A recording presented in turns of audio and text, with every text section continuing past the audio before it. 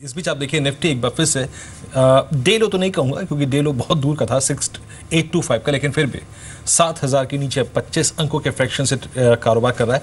और इस बीच आप देखिए दो स्टॉक्स को, आप देखिए एक मारुति को।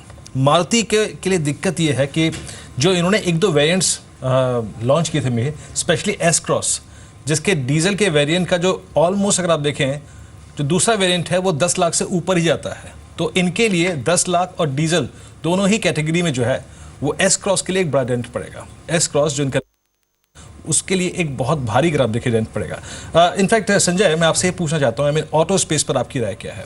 Auto space, SUV, diesel vehicle, इनके लिए तो बुरी खबर है ही, लेकिन एक तरफ आपका ग्रामीण भारत, एक तरफ वहाँ पे रूरल स्पेंडिंग, एक तरफ disposable income of I think ग्रामीण भारत की ये जो बढ़ने की बात कही जा रही है, आप कैसी अप्रोच लेके चलेंगे इस वक्त ऑटो स्टॉक्स पे? M&M, Tata motors, force motors, commercial vehicle segment, two wheeler segment. Ajay ji. जी देखिए, ओवरऑल तो मंदी का ही दौर है और ऑटो स्टॉक्स के लिए ये नेगेटिव है जो ये सेस लगाया गया है और डीलक्स एसयूवीज और डीलक्स कार्स पे जो 1% एक्स्ट्रा लगा है, तो उससे हम देख रहे हैं रिएक्शन आते हुए। टू व्हीलर्स भी पिछले हफ्ते से ही पिछड़ रहे थे, तो लग रहा था कि कुछ इन्फॉर्म्ड बाइंग है कि बजट में ज़्यादा कुछ नहीं है स्टिमुलेट करने को। तो आप देखें तो जो स्टिमुलस आया भी है वो बिल्कुल न्यूनतम वर्ग के लिए आया है, कंजम्पशन क्लास के जेब में कुछ नहीं डालने वाली बात हुई है। तो ओवरऑल मुझे नेगेटिव ही लग रहा है, ऑटो के लिए भी, डोमेस्टिक ऑटो के लिए नेगेटिव है। एक तरह से पॉजिटिव रहेगा, अगर राजन साहब रेट कट करते हैं तो ऑटो थोड़ा उछलेगा, रेट सेंसिटिव है, तो वहां से थोड़ी उम्मीद है, बट ओवरऑल ऑटो के लिए बजट नेगेटिव रहा है। बिल्कुल। चलिए अजय जी, बहुत बहुत शुक्रिया हमारे साथ इस बातचीत में शामिल होने के लिए। Pleasure as always having you on the show. हमारे साथ अब श्री रमेश दमानी जुड़े हैं हमारे BSE स्टूडियो से, और साथ ही हमारे साथ निपुण मेहता हैं। कुछ ही देर में नवनीत मुनोत हमारे साथ जुड़ेंगे। लेकिन रमेश जी, बहुत बहुत शुक्रिया इस बातचीत में शामिल होने के लिए। मार्केट फिर से एक बार प्रेशर में आ चुका है and there was nothing, it seems कि मार्केट बहुत ज़्यादा इंप्रेस नहीं हुआ with the positives of the budget, बहुत ज़्यादा शायद दुखी भी नहीं हुआ बिकॉज LTCG में कम से कम इसे बख्श दिया गया, लेकिन जो कुछ हुआ उससे कम से कम मार्केट को एक जो चीयर अप चाहिए था वो तो नहीं मिला है। आपका व्यू क्या है बजट और मार्केट पे?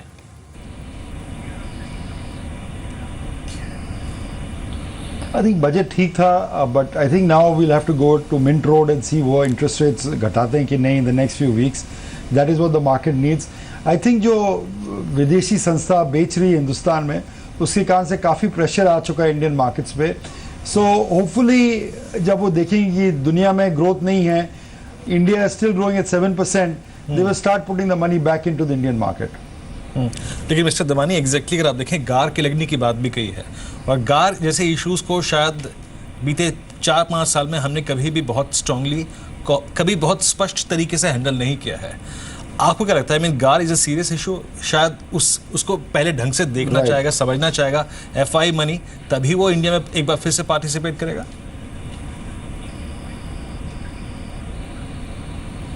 I think now it's going to happen in the next year, so they will of course take a look at it, very seriously. ये बजट में इतनी फाइन प्रिंट है जो अभी तो अपने समझ नहीं पाएंगे, शायद 1-2 दिन में अपन पूरा पढ़ के उसके बाद कुछ इशारा निकाल पाएंगे। तो I think we should wait 1 day or 2 days before passing judgment on all the various tax proposals in the budget. लेकिन रमेश जी, जो PSU बैंकिंग स्पेस है, PSU इंडेक्स बैंक्स हैं, उन स्टॉक्स पर आपका व्यू क्या होगा? बिकॉज जो रिकैपिटलाइजेशन की बात कही भी गई है, 25,000 करोड़ एलोकेट किए गए हैं यहाँ पे। साथ ही ये कहा गया है कि सरकार का स्टेक जो है उसे 50% से नीचे लाया जा सकता है, बट कंसिडरिंग कि इस साल 5 स्टेट्स में इलेक्शन है और एंड सेट ऑफ मूव अगर ये करना भी हो सरकार को, तो इस स्पेस पर आपका व्यू क्या होगा PSU बैंक्स पर? Generally I have avoided this space Mihir. मैंने जनरली PSU बैंक्स नहीं देखे क्योंकि जो अभी कारण है वही कारण से मुझे उनका NPA से बहुत लग रहा था कि कितना NPA किसी को मालूम नहीं। अब शायद ये सब खुला हो रहा है, बट हमेशा शेयर बाजार में जब घबराहट ज़्यादा होती है तो वैल्यू ज़्यादा मिलती है, तो देखने चाहिए। अगर government is willing to bite the bullet and take it below 51%, जैसे उन्होंने IDFA में सूचना की है, they have suggested that, I think that would be a game changer for these companies. So we have to see if they follow through on that policy, they do a test case, then I think this entire basket can be re-rated. But right now it's wait and watch.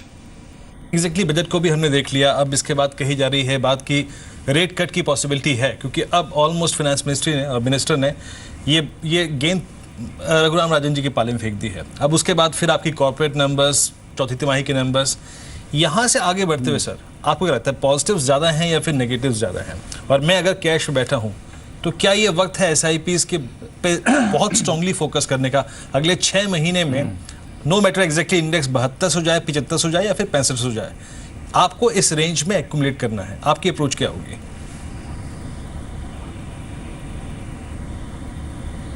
भाई हर बाजार को एक कहानी चाहिए, एक narrative चाहिए, जैसे मैं कहता हूँ। और ये 2 लाइन में मेरी नैरेटिव है जो मेरे को बाजार में लग रहा है। अगर आप बाजार में काफ़ी सेलिंग हो रही है, काफ़ी दुख है, काफ़ी लोगों को पैसा भी लग चुका है, बट ये 2 चीज़ मैं आपके सामने लाना चाहूँगा।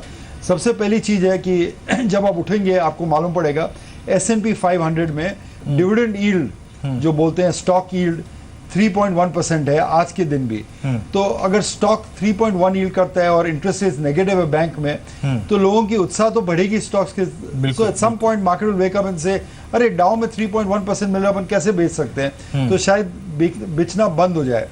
फिर अपन अब इंडिया की तरफ आए, दुनिया ग्रो कर रही है 1% में, 1.5% में, India is growing at 7%, 7.5% with fiscal deficit under control, current account deficit under control. तो लोग बोलेंगे यहाँ उत्साह दिखेगा। सो दे विल रीलुक कि ये नहीं कि ब्रिक्स में ब्राजील भी एक ही है, रशिया भी एक है और चाइना भी एक है। They will start making discrimination. तो आई थिंक ये बजट के बाद perhaps discrimination process will start. और जैसे आपने देखा है कि 3 और बाजार 6900 7000 के रेंज में जाके अटक चुका है, शायद अब की भी 6900 7000 में रुक जाए। अगर वो रुक जाए तो अपन शायद उसे इंटरमीडिएट बॉटम बोल सके। ओके, वैलिड पॉइंट सर, बहुत अच्छा आपने पॉइंट रखा। लेकिन सर अगर मैं आपकी बात मान के चलूं कि आई मीन आपने जो अभी S&P 500 का एक कंपैरिजन रखा है, स्टैटिस्टिक्स रखा, और उसका इनफैक्ट एक कंपैरिजन इंडियन मार्केट के साथ किया। अगर मैं इंडियन मार्केट्स में कैपिटलाइज होना चाहता हूं, मैं स्टॉक्स को एक्यूमुलेट करना चाहता हूं, मैं सेक्टर्स को एज पर माई प्रायोरिटी अगर फिक्स करना चाहता हूं, फिर उन्हीं रेशियोज में एक्यूमुलेट करना चाहता हूं, तो मेरी प्रायोरिटी क्या रहे? Banks, capital goods, IT, infrastructure, auto, aviation, exactly मेरी प्रायोरिटी क्या होनी चाहिए? अगर थोड़ा सा आप इंडेक्स या फिर स्टॉक्स पे कमेंट कर पाएं sir.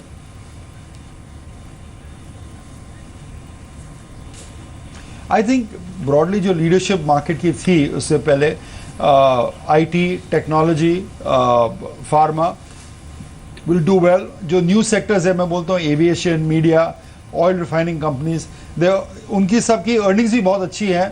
And now that the are out of the way, मेरे ख्याल से this companies will do well. So I think there are lot of good companies mid cap में, स्मॉल कैप में, लार्ज कैप में, which can be looked at in terms of cheap P ratios, good growth rates and a good dividend yield also. So I think तो जो stock pickers market चल रहा था वो चला आएगा। बिल्कुल। चलिए रमेश जी, बहुत बहुत शुक्रिया हमारे साथ इस बातचीत में शामिल होने के लिए। Thanks for joining us. हमारे साथ अब नवनीत मुनोद भी जुड़े हैं और साथ ही निपुण मेहता हमारे साथ मौजूद हैं। शुक्रिया आप दोनों का। नवनीत, मैं आपसे ये जानना चाहूँगा कि जिन सेक्टर्स के लिए नेगेटिव खबर है, चाहे वो ऑटो स्पेस हो या फिर अपस्ट्रीम कंपनीज, जहाँ पर आप देखिए आज एक ही दिन में stocks like ONGC and KN have taken hit of 5 to 10%। इतना नुकसान आज ही देखने को मिला है। मारुति ने 52 वीक लो ब्रीच किया है। इन दोनों सेक्टर्स पर आपका व्यू क्या है? Oil and gas, upstream stocks और साथ ही ऑटो स्टॉक्स। मैं स्टॉक स्पेसिफिक नहीं बात करूंगा, but overall I think budget में कभी ना कभी कुछ ऐसे प्रोविजंस होते हैं जिससे रिलेटिवली सब कुछ कंपनीज को इम्पैक्ट हो सकता है। ऑन दी ऑटोज़ में जनरली यही कहूँगा कि ओवरऑल अगर रूरल स्पेंडिंग बढ़ रही है, ओवरऑल अगर अर्बन कंजम्पशन ऑलरेडी ठीक कर रहा है, but obviously there is some tax impact, जो नए प्रोविजंस आए उनका कुछ इम्पैक्ट हुआ है, but overall longer term I think auto sector still looks promising. Can talk about individual stocks, but I think there will be some other stocks which will benefit from the, जो भी government की spending बढ़ रही है उससे उनको benefit होगा। ठीक है नवनीत जी, आप स्टॉक्स से बात नहीं करते, लेकिन फिर भी मैं इस अपनी बातचीत में 1-2 स्टॉक्स को एज ए इंस्टेंस, एक उदाहरण के तौर पे शामिल करना चाहूँगा। आई मीन जैसे एक instance of state bank of India. हम कभी भी बैंक्स के बिना ऑल टाइम हाई क्रिएट नहीं करते, उनके बिना 52 वीक लो नहीं क्रिएट करते। आपका बैंक निफ्टी 13,500 पे, that means retracement of approximately 9,000 point for higher levels. क्या लगता है सर, अभी Q3 के नंबर्स के साथ, इस बजट के साथ, रिकैपिटलाइजेशन के अमाउंट के साथ, रेट कट की पॉसिबिलिटीज़ के साथ, और Q4 में अर्निंग्स और खराब होने के फियर के साथ आप इन स्टॉक्स पे कैपिटलाइज करना चाहेंगे या नहीं? अभी आप एक क्वार्टर और देखना चाहेंगे? काफ़ी टाइम से हम ओवरऑल फाइनेंशियल सेक्टर पर अंडरवेट हैं। जिन इंडेक्स का जितना वेट है उतना हमारे पास काफ़ी कम स्टॉक्स हैं, पर्टिकुलरली PSU बैंक्स नहीं है, एक आध बैंक को छोड़ करके। 25,000 करोड़ डेफिनेटली कम अमाउंट है, बट मेरे को लगता है शायद अगर कुछ और ज़रूरत पड़ी, और ये फ्रंट लोडेड होगा, इमीडिएटली आई थिंक इन्वेस्ट होगा अगले कुछ महीनों में। उसके बाद अगर ज़रूरत पड़ी तो और कोई स्ट्रेटेजिक डाइवेस्टमेंट करके या और कोई क्रिएटिव तरीके से बैंक गवर्नमेंट ट्राई करेगी कि किस तरह कैपिटल इन्फ्यूज़ करी जा सकती है बैंक्स में। ग्रोथ के लिए बहुत क्रिटिकल है।